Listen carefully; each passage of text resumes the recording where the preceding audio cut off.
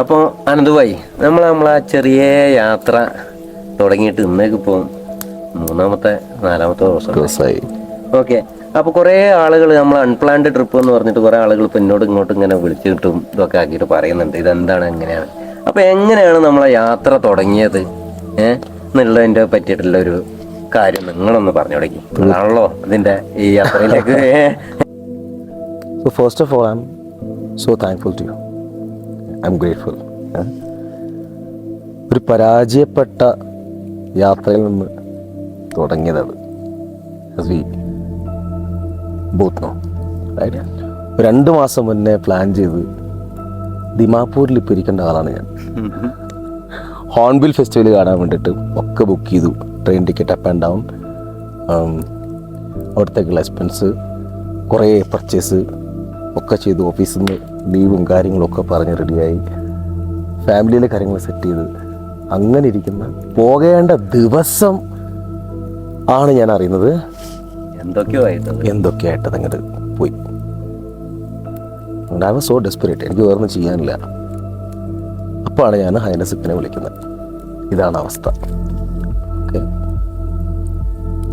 So you are too much busy. Okay, I no.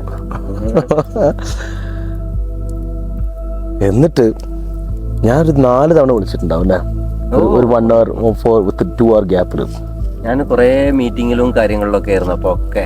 പക്ഷെ എനിക്ക് കൂടുതൽ കേൾക്കാനോ ഇതിനോ ഉള്ള ടൈമോ ഒന്നുമില്ല. ലാസ്റ്റ് ഞാൻ പറയാണ് നിങ്ങളോട്, അതെ നിങ്ങൾ കയറി പോരെന്ന് പറഞ്ഞു, തീരുമാനം ഉണ്ടാക്കാന്ന് പറഞ്ഞു.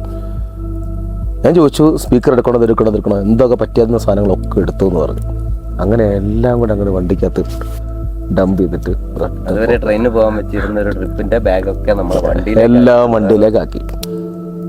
ട്രെയിൻ ടിക്കറ്റ് എല്ലാം അപ്പം തന്നെ ക്യാൻസൽ ചെയ്ത് നേരെ വാടേറ്റിയിലേക്ക് വരികയാണ്. പക്ഷെ ഞാൻ ആ പറഞ്ഞ സമയത്തും ഞാൻ കണക്കാക്കിയിരുന്നത് എന്താ വെച്ചിട്ടുണ്ടെങ്കിൽ നിങ്ങൾ അത്രയും ഡെസ്പാണ്.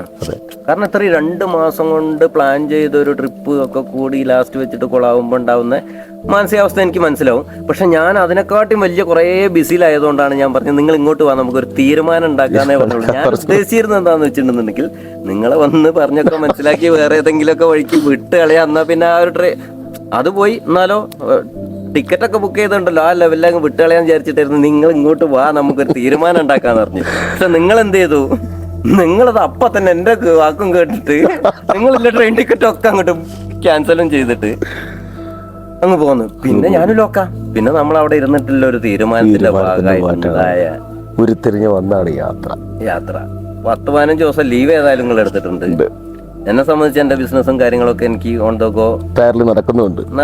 നടക്കാൻ കഴിയുന്നില്ലൊരു വിശ്വാസമുണ്ട്. തീർച്ചയായിട്ടും. അങ്ങനെ നമ്മളങ്ങ് തുടങ്ങിയതാണ്.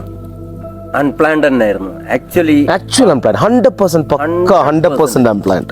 ഒരു എന്താ പറയാ, വാടേറ്റിയിൽ വന്നിട്ട് നമ്മൾ ഇരുന്ന് സംസാരിച്ച് അങ്ങനെയാണ് ഞാനും ഇതിലേക്ക് എത്തുന്നത്. എന്നാ പിന്നെ നമുക്കൊരു യാത്ര പോയി കളയാം. ഉടനടി ഞാൻ വീട്ടിലേക്ക് വിളിക്കുകയാണ്.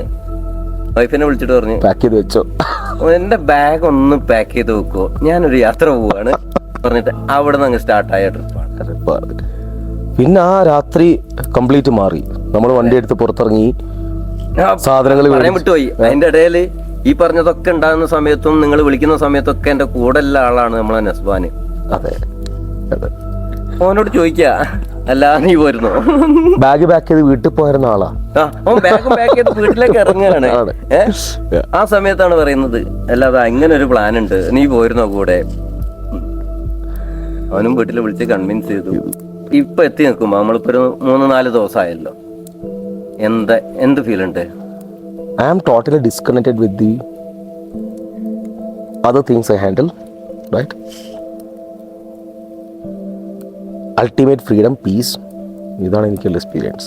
ഓക്കെ, നമ്മൾ ലോങ് ഡ്രൈവ് ആയിരുന്നു. അതിനിടയ്ക്ക് കുറേ എക്സ്പീരിയൻസ് ഉണ്ടായിട്ടുണ്ട്. നല്ല ആനിമൽ സെറ്റിംഗ് കിട്ടിയിട്ടുണ്ട്. പൂണ്ടിയിലൊരു വല്ലാത്തൊരു എക്സ്പീരിയൻസ് ആയിരുന്നു.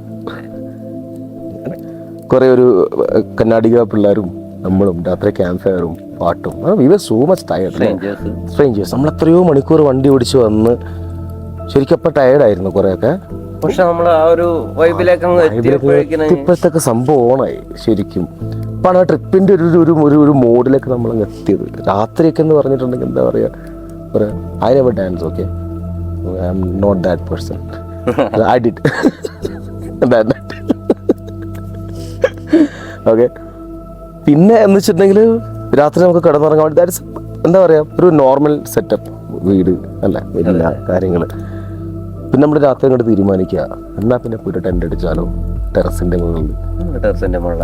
രാത്രി പോയി ടെൻ്റൊക്കെ എടുത്ത് വന്ന് ടെറസിൻ്റെ മുകളിൽ ടെൻറ്റും അടിച്ച് I think it was 12 in the night. 12 or 1 in the night. ഇല്ല 2 in the night. 2 AM, right? ഈ സാധനങ്ങളൊക്കെ നമ്മൾ വണ്ടിയിൽ നിന്ന് എടുത്തു വന്ന് ടെൻ്റ് അടിച്ച് വിശന്നപ്പോൾ ടെൻറ്റിൻ്റെ ഉള്ളിൽ ഇരുന്ന് മാഗിയും കുക്ക് ചെയ്ത് കഴിച്ച് കൂട്ടും തണുപ്പും അതൊക്കെ ഒരു ഭയങ്കര എക്സ്പീരിയൻസ് ആയിട്ട്. ഇതൊക്കെ